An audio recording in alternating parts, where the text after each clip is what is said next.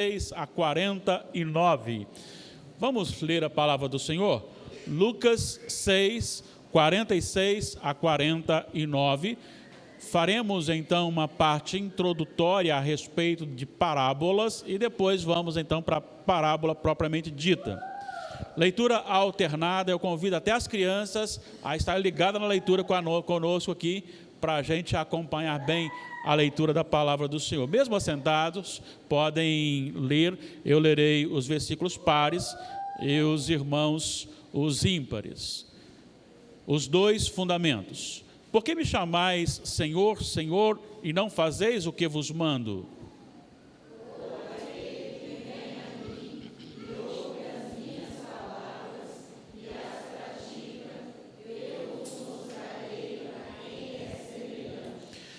É semelhante a um homem que, edificando uma casa, cavou, abriu profunda vala e lançou o alicerce sobre a rocha.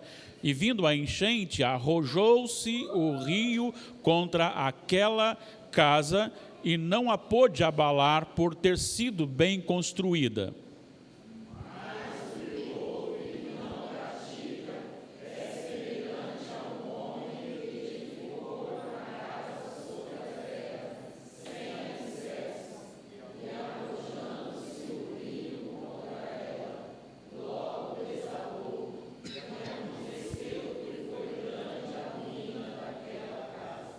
Que o Senhor nos ilumine e nos faça entender e sejamos edificados com a sua palavra e a exposição da mesma. Contar parábolas é usar histórias do cotidiano para, através de fatos já aceitos e conhecidos, ensinar uma nova lição. É trazer de forma mais simples algo que é familiar para ensinar algo que não é familiar. Jesus falava muito por parábolas e quando ele foi questionado por que ele falava em parábolas, ele deixou uma mensagem até bastante dura em Marcos capítulo 4, 11 e 12 e também Mateus 13, 10 a 15. Ele fala que algumas pessoas, aqueles que são de fora, eles não entenderiam a mensagem para se cumprir o que estava registrado em Isaías capítulo 6, mais no final do capítulo. Ou seja, alguns não ouviriam, não entenderiam a mensagem e não poderiam ser salvos. Nós temos 3 tipos de ensinamentos em forma de parábolas. Nós temos as parábolas autênticas, nós temos as histórias em forma de parábolas e nós temos as ilustrações. A gente chama tudo isso de parábolas, mas tem uma diferença, só para que você entenda aqui. As parábolas autênticas, ou aquela que a parábola mesmo, é quando você usa um fato comum do dia a dia, que é de conhecimento de todas as pessoas. Vamos aqui, por exemplo, quando fala a respeito de semear, então a semente foi semeada. Quando você fala em semente semeada, qualquer uma pessoa sabe o que é uma semente, o que é uma semeadura. O fermento da massa, também as pessoas sabem o que é um fermento, né? Qual a sua função. Então, quando você está usando coisas que é conhecido de todas as pessoas, isso é uma parábola autêntica. Uma ovelha desgarrada. Quando você fala de uma ovelha, todo mundo sabe o que é uma ovelha, e ela desgarrada também. Uma mulher que perdeu a sua moeda dentro de casa, né? Então também é uma coisa muito conhecida. Então essas são as características de uma parábola autêntica, ou parábola mesmo. Então estas são as parábolas. Vamos voltar aqui. Qual a identificação? É quando se usa acontecimentos que são de conhecimento de todas as pessoas.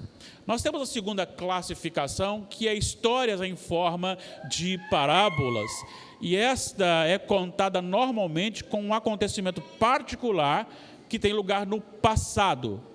Então é uma história que se conta uma coisa particular no passado. Por exemplo, aquele fazendeiro que semeou o trigo e o inimigo foi lá e semeou o joio. Isso é uma história em forma de parábola. O juiz iníquo que julgou a causa da viúva também é uma história em forma de parábola. O administrador infiel que teve problemas com o seu senhor, com o seu patrão, também é uma história em forma de parábola. Então você tem a parábola verdadeira, autêntica, usa coisas do cotidiano que todo mundo conhece. Então nós já vimos a respeito do que é semente. A história usa-se uma história particular e sempre como se já havia acontecido, coisas do passado. E as ilustrações são histórias ilustrativas, como o nome diz, que servem de modelo e de exemplo. E aí tem o bom samaritano, tem o rico e Lázaro, o fariseu e publicano. Então são mais no contexto de ilustrações.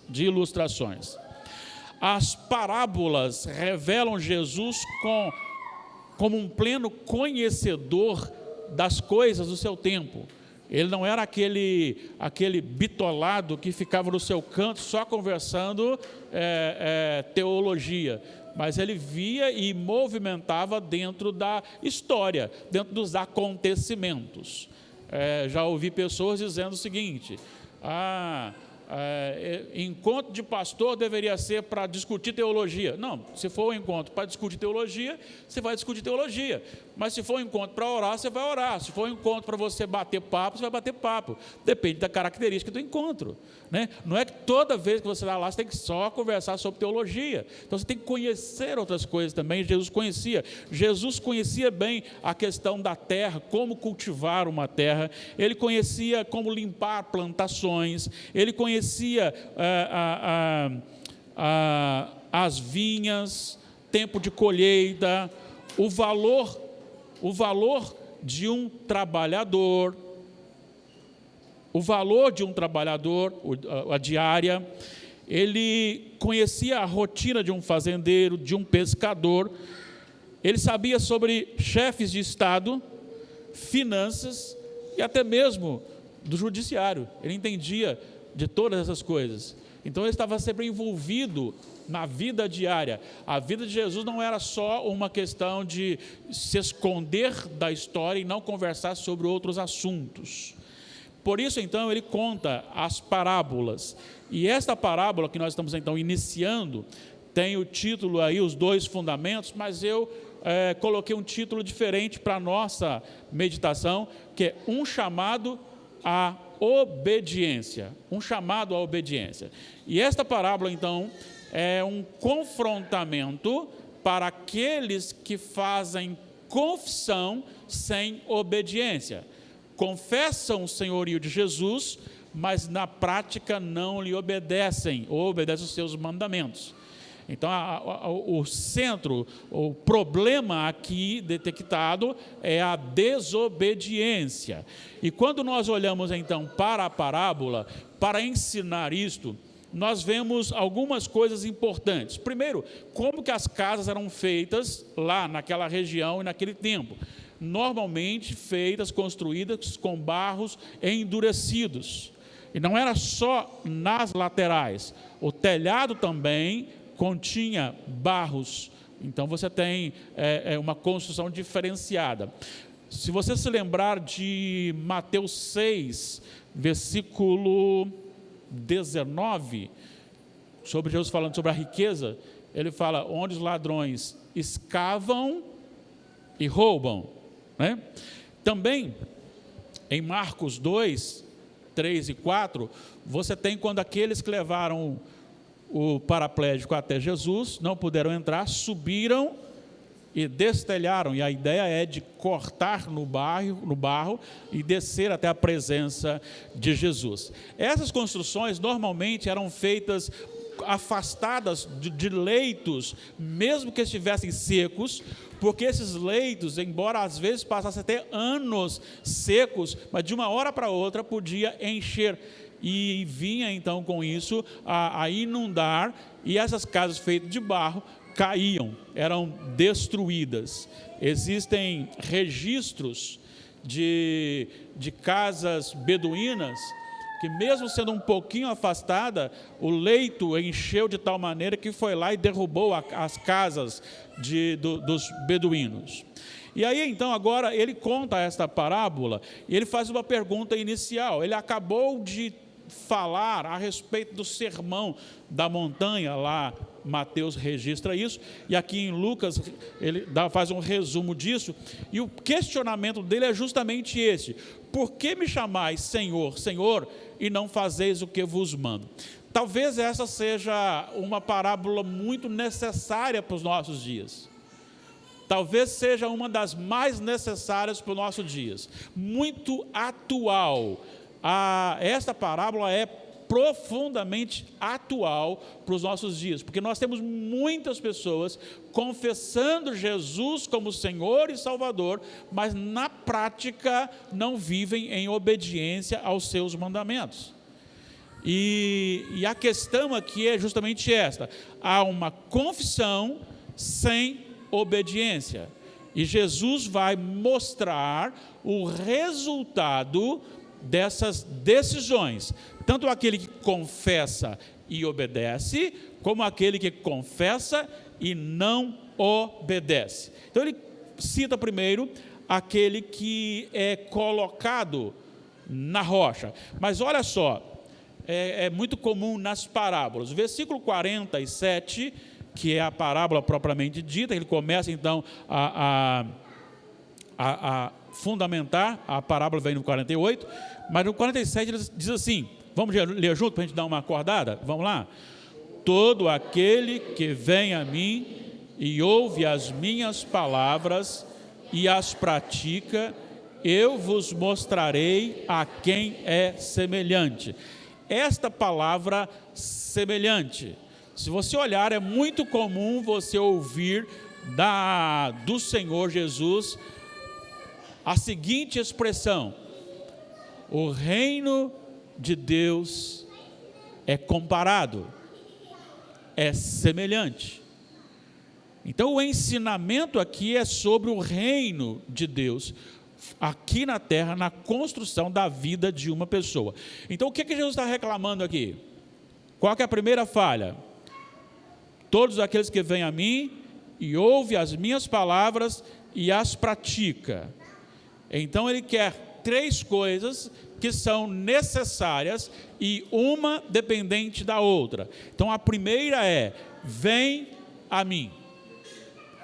Ir a Jesus não é suficiente.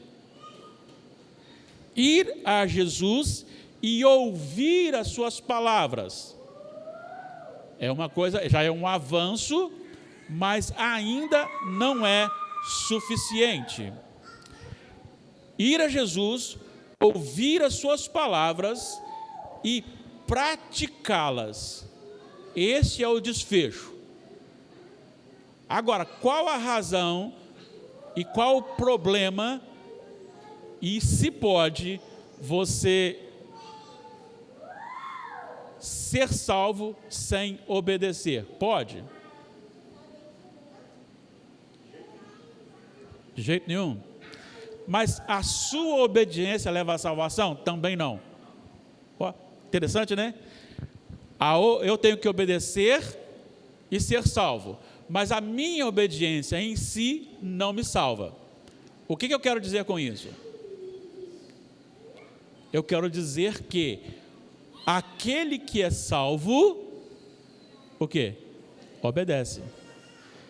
Então a salvação vem primeiro, e como resultado desta palavra que eu ouvi, que foi para o meu coração, eu pratico.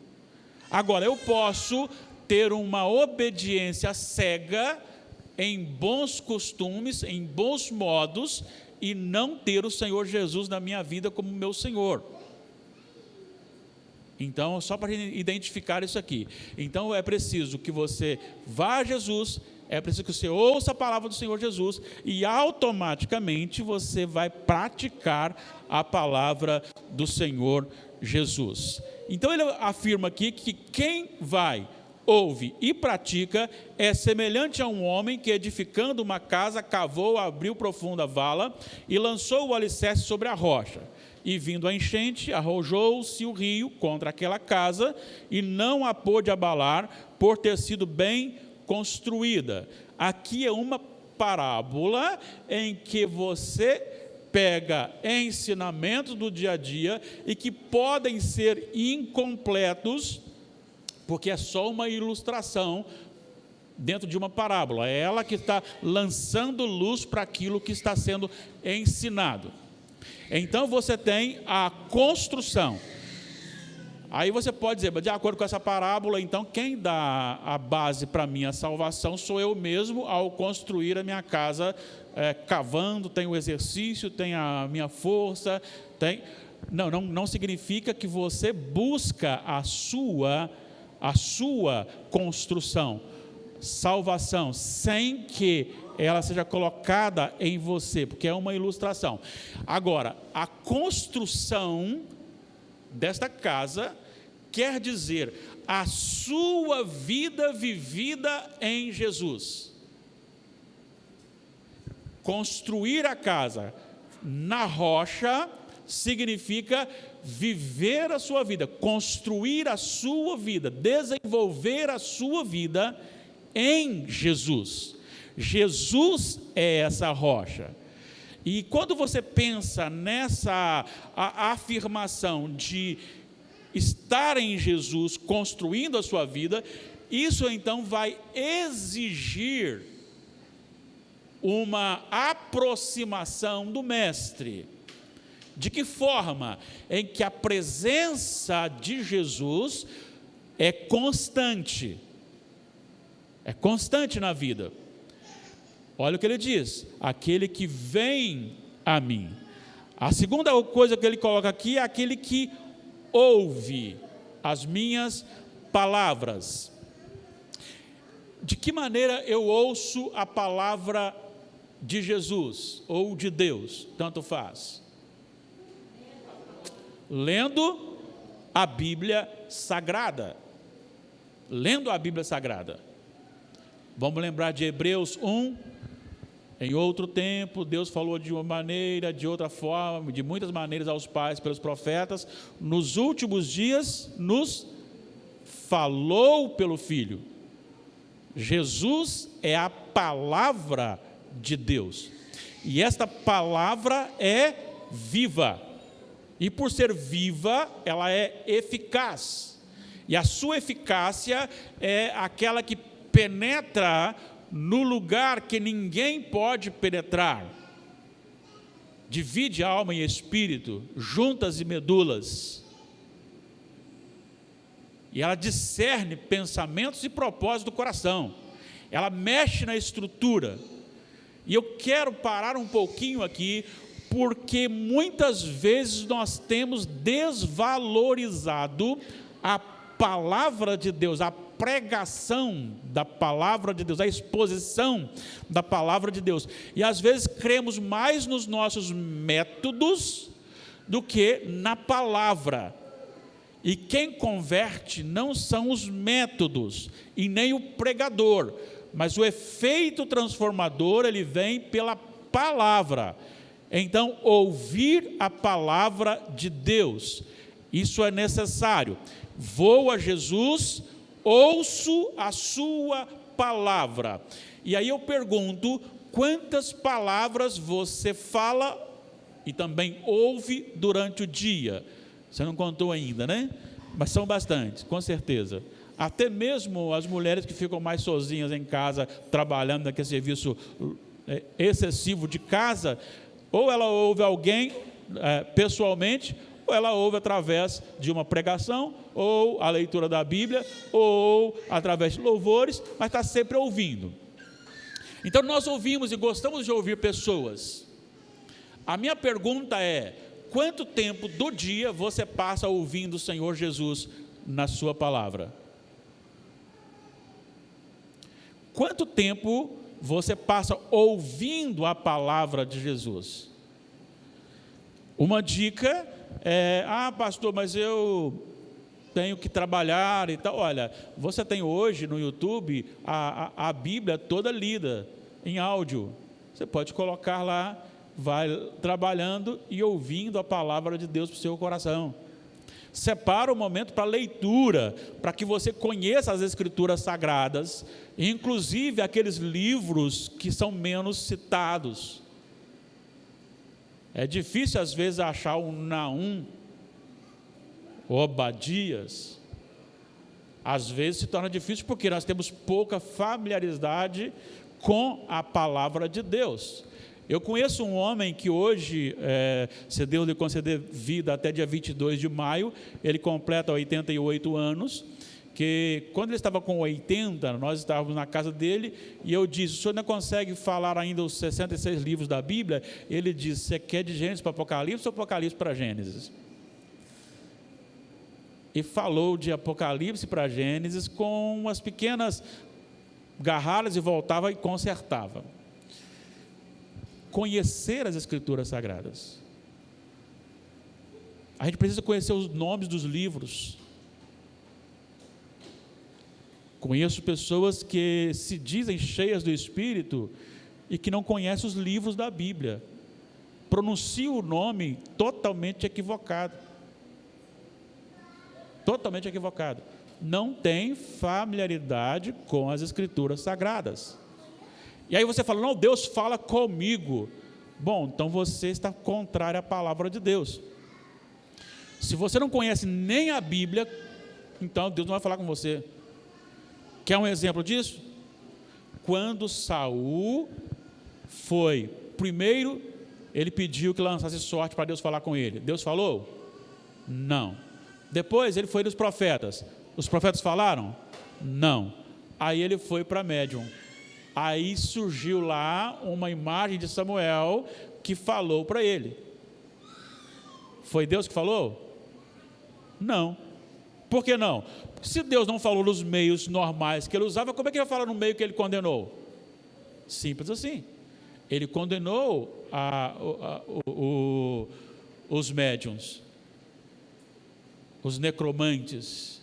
Então, se ele não falou pelo meio revelatório que ele sempre usou, e ele proibia o outro, e aparece no outro, certamente não é Deus falando com Saul. Então nós temos aqui a palavra de Deus falada ao nosso coração. Precisamos desta palavra. Estão lembrados do 2 Coríntios 3,18, que fala a respeito de contemplar Jesus e ser transformado de glória em glória? Contemplar é você ler, ouvir, meditar, ler de novo, ouvir, meditar, Jesus, Jesus, Jesus, detalhes aqui, detalhes ali, detalhes lá, em todo lugar que você está meditando no plano da redenção, meditando na obra de Cristo. Jesus é o assunto da sua vida. Isso é contemplar. E quando você contempla isso, automaticamente você absorve isto. E absorvendo isto, você se torna um. Por isso a palavra cristão. Eram tão parecidos com Jesus, o caráter deles eram tão parecidos com Jesus, que falaram: são cristãos, chamados pela primeira vez em Antioquia. Agora, não adianta você ser intelectual na palavra e não ser praticante, obediente aos mandamentos do Senhor. Vamos lembrar o que diz João capítulo 14, versículo 15: se me amais, guardareis os meus mandamentos. E o versículo 21, João 14, 21, por favor, projeta para nós aí, João 14, 21, vamos lá. Aquele que tem os meus mandamentos e os guarda, esse é o que me ama. E aquele que me ama será amado por meu Pai, e eu também o amarei e me manifestarei a ele. preste atenção nisso aqui. Aquele que tem os meus mandamentos e os guarda, esse é o que me ama. E aquele que me ama será amado por meu Pai. E eu também o amarei e farei o quê? Me manifestarei a Ele. Então você tem uma obediência ao mandamento do Senhor. Isto é construir em Jesus a sua vida. Aquele que construiu a casa sobre a rocha, vieram as tempestades, o rio encheu, a enchente veio, arrojou-se contra aquela casa e não a pôde abalar. Não a pôde abalar. Mas, por outro lado, aquele que ouve e não pratica é semelhante ao homem que edificou uma casa sobre a terra, sem alicerces, e arrojando-se o rio contra ela, desabou. E aconteceu que foi grande a ruína daquela casa. Olha só, o que Jesus está dizendo? Está dizendo que se você quer ser guardado aqui e agora, e na eternidade, você precisa construir a sua vida nele, em Jesus. Não basta ser crente, não basta ser membro da Igreja Presbiteriana de Nova Brasília, não basta ser evangélico, não basta não fazer coisas, você tem que construir a sua vida, e construir a vida não significa reuniões semanais ou aos domingos, dominicais, simplesmente. O que nós fazemos aqui é um ajuntamento diante da palavra de Deus, que deve ter por parte de todos uma total reverência, não por aquele que está falando, mas por aquilo que está sendo falado, que é a palavra do Deus Todo-Poderoso, que só não acaba com a gente aqui agora, porque Ele é misericordioso, gracioso. Então, construir a minha vida aqui faz parte, mas é no dia a dia, é no dia a dia, é dentro da minha casa, é no trabalho, é no lazer, é na escola, é no namoro, é no casamento, nos relacionamentos.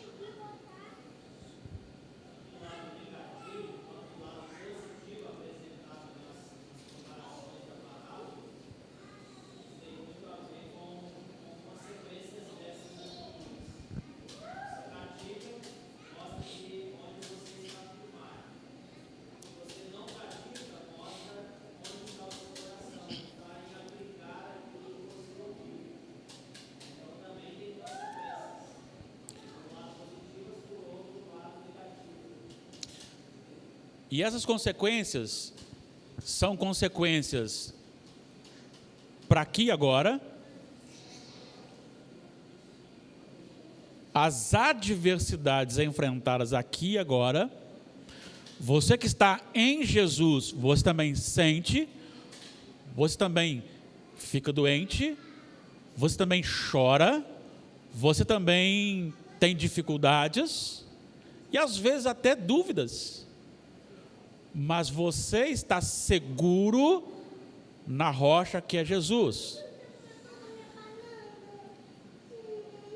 Aquele que não obedece, que não pratica, ele está inserido num contexto de que aparentemente é crente, mas se abala com as tribulações de uma forma intensa. E se ele não tem Jesus na vida, ele não suporta as adversidades. Mas esta afirmação não é só para aqui e nem agora. Também a parábola aponta para a eternidade. Quando diante do juízo final, os que estiverem construídos em Jesus não sofrerão dano, enquanto que aqueles que estiverem sem Jesus sofrerão terríveis danos. Hoje mesmo conversava com alguém, chegou o outro e respeitosamente tivemos um bom bate-papo, um bom diálogo, e ele dizia que a alma morrerá. E eu disse que não, pela palavra de Deus a alma não morrerá. Será eterno o sofrimento. E eu citei para ele então as parábolas de Jesus, quando ele fala do fogo inextinguível, e citei para ele depois Apocalipse, que fala que tormento eternamente. Ele disse, olha, não vou citar a Bíblia, mas aí é um conceito meu, dessa forma Deus seria muito cruel. Deus seria muito cruel dessa forma, deixar alguém sofrendo eternamente. Deus seria cruel. Aí eu disse, ele só está sendo justo, nada mais que isto, nada mais que isto. Então esse dano sem Jesus é o dano contínuo da eternidade. E é uma coisa, ele está falando aqui de religiosos, porque ele diz, por que me chamais Senhor, Senhor, e não fazeis o que vos mando? Ele está falando com alguém que se identificava com ele. Ele conta a parábola para alguém que se identificava com ele. E aí ele vai chamar a atenção dentro do que ele diz. Aquele que vem a mim, me ouve e pratica. Mas depois ele fala assim, mas o que ouve e não pratica. Então está falando com pessoas familiarizadas. Então é necessário pensar um pouco na nossa vida. Será que nós estamos tendo uma construção, nós temos construído a nossa vida prudentemente no Senhor? Essa é a pergunta. E aí então eu faço a seguinte afirmação: a nossa vida só está segura se construída em Jesus Cristo. Lembra-se o que é construir em Jesus Cristo? De que forma você constrói a sua vida em Jesus?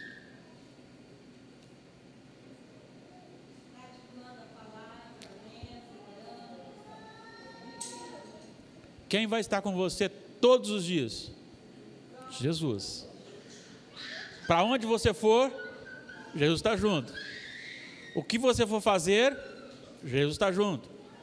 O que você for falar, Jesus está junto. O que você vai ver, Jesus está junto. Jesus é o seu companheiro constante. Isso é construir a sua vida em Jesus, sobre os mandamentos de Jesus. E se Ele é a palavra, então Ele está presente na sua vida, constantemente. Certo?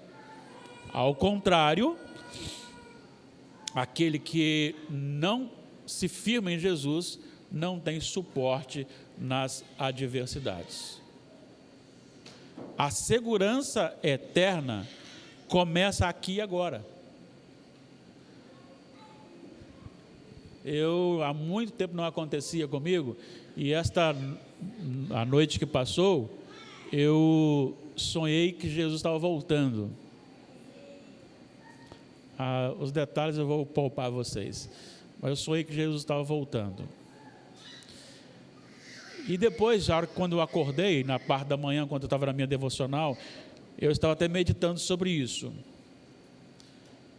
Será um dia maravilhoso para algumas pessoas. Será um dia terrível para muitas outras pessoas. Ter Jesus na nossa vida é, sem sombra de dúvida, não é a melhor coisa, é a única que verdadeiramente nos dá segurança. Diante disso, então, eu quero apenas agora aplicar isso à nossa vida. Que nós vamos a Jesus, isso aí já está claro.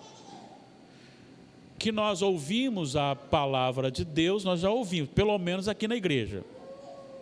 Mas a minha pergunta é, será que nós somos aprovados por Jesus na obediência aos seus mandamentos? Vamos lembrar que Deus sonda os corações. É muito mais do que uma casca. Há pessoas que enganam bem. Há pessoas que nós tomamos como modelo para a nossa vida e depois nos frustramos lá na frente, porque não é nada daquilo que você pensava que era, que fosse. Você tem construído sua vida em Jesus? Como você vai identificar isso? Primeiro, quanto tempo você gasta falando com o Pai? Se você olhar o livro de Lucas, nos primeiros 11 capítulos, só registros relacionados diretamente à oração. São 5 momentos de Jesus em oração ao Pai. Não é relatos assim, não. E Jesus se retirou para orar. E Jesus estava em oração. 5 vezes, só nos 11 primeiros capítulos de Lucas. O gosto que você tem para conversar com o Pai evidenciará se você está sendo construído em Jesus ou não. Segunda evidência é a maneira como você vê a palavra de Deus e como isso direciona a sua vida. Quando me falaram assim, não está na Bíblia não, mas se fosse Deus é cruel, aí eu disse para ele, bom, o que você acha ou deixa de achar, não falei isso para ele, não fui deselegante com ele, você acha ou deixa de achar, não tem valor nenhum. É o que a Bíblia diz e acabou. Jesus tinha um propósito do Pai na vida dele.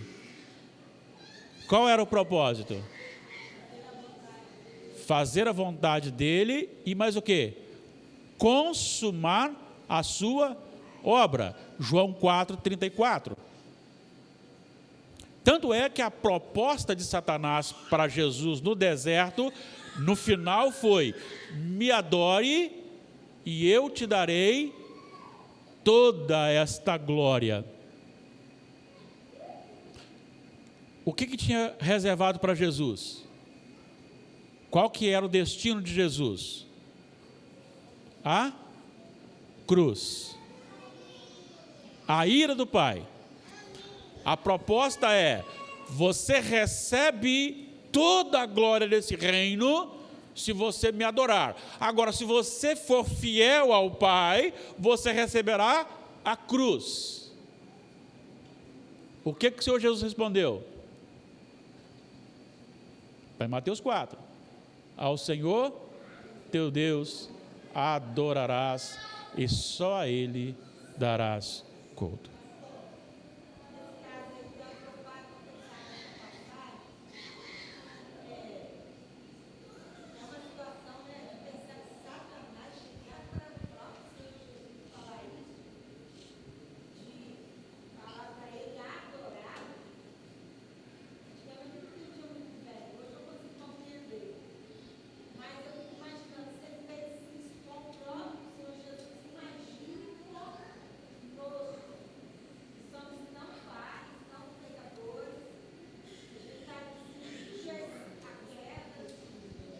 Se ele foi audacioso com o próprio mestre, então como seria conosco, né? Realmente. Então, assim, é importante entender que para Jesus, muito embora haja uma proposta bem mais gostosa, o que é melhor, o reino ou a cruz? O reino, né, gente? Olha só, você vai ir para a cruz, mas o que Jesus respondeu? Não, eu vou para a cruz. Quando chega no jardim, né, quando ele vai ser preso, o que ele ora? Pai, se possível, passe de mim este cálice, mas não faça a minha vontade, assim a tua. Há um peso de sofrimento emocional, uma angústia tomou conta do Senhor Jesus, mas ainda assim ele disse: a tua vontade prevalece. O que nós temos que aprender? Aprender que quando nós somos tentados pelos nossos próprios desejos, apontados por Satanás, ou até mesmo quando temos algo que coloca em dúvida a ação de Deus. Que Deus é esse que deixa você sofrer? Que Deus é esse que deixa você fazer isso ou aquilo? Ainda assim, como Jesus foi fiel, você e eu precisamos sermos fiéis. Amor pela presença do Pai, obediência às ordens do Pai. E a terceira evidência é viver aqui neste mundo os princípios básicos do céu. Eu estou concluindo para mostrar a você o que evidencia se a minha vida está sendo construída em Jesus. A primeira foi o quê? O prazer que eu tenho de falar com o Pai, a oração. A segunda, a obediência a qualquer custo às ordenanças e à vontade de Deus, o Pai. E a terceira é a maneira como eu vejo e me relaciono no âmbito horizontal, em que os valores e princípios deste mundo não dominam, não exercem uma autoridade sobre a minha vida, porque os princípios do céu são diferentes e contrários ao da terra. Quando os dois discípulos pediram a Jesus: queremos nos assentar, um à tua direita e outro à tua esquerda no teu reino, qual foi a resposta de Jesus para eles? Aqui neste mundo, o maior é servido por todos. Este é o princípio deste mundo.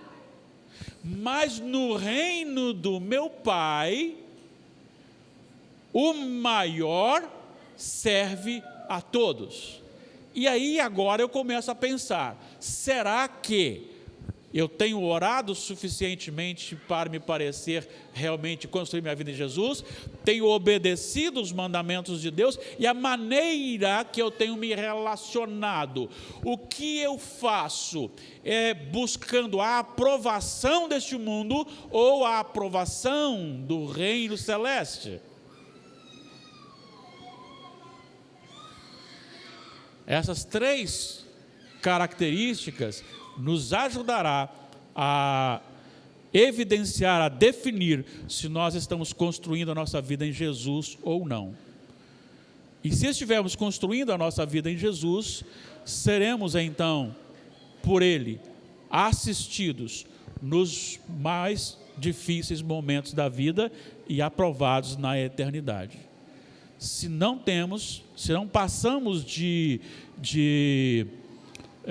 religiosos desobedientes, automaticamente nós sofreremos os danos. Então pense na sua vida. Você tem prazer em falar com Deus em nome de Jesus? Você passa tempo falando com Deus? Jesus passava a noite inteira. Jesus passava a noite inteira falando com Deus, Pai. Você, ainda que a proposta seja agradável à sua carne, mas ela contraria a vontade de Deus, você diz não para este desafio e fica com a vontade de Deus? Você sabe e deseja cumprir o propósito de Deus? Deus tem um propósito para a sua igreja, e eu sou a igreja. Eu estou disposto a sofrer os danos por ser igreja? O que eu tenho como supervalorizado na minha vida? As posições que o mundo me coloca. E aí você tem: é só um... E aí você coloca uma profissão. Não, fulano de tal, ele é um, aí você eleva a posição. Deus vê assim? Jesus chamou um médico, Jesus chamou um cobrador de imposto, Jesus chamou um pescador, Jesus chamou uma prostituta, Jesus ele chamou todas as pessoas. E ele mesmo disse: Senhor, graças te dou, porque ocultaste essas coisas aos sábios e entendidos e as revelaste aos pequeninos. Esses três princípios podem nos ajudar a saber se a nossa vida está sendo construída em Jesus ou não. Se Ele é o nosso Senhor, obedeçamos as suas palavras, pratiquemos as suas palavras. Podemos encerrar? Ficou dúvida? Coloquemos-nos em pé. Quem não tem dúvida, coloque-se em pé, a não ser que esteja com criança no colo.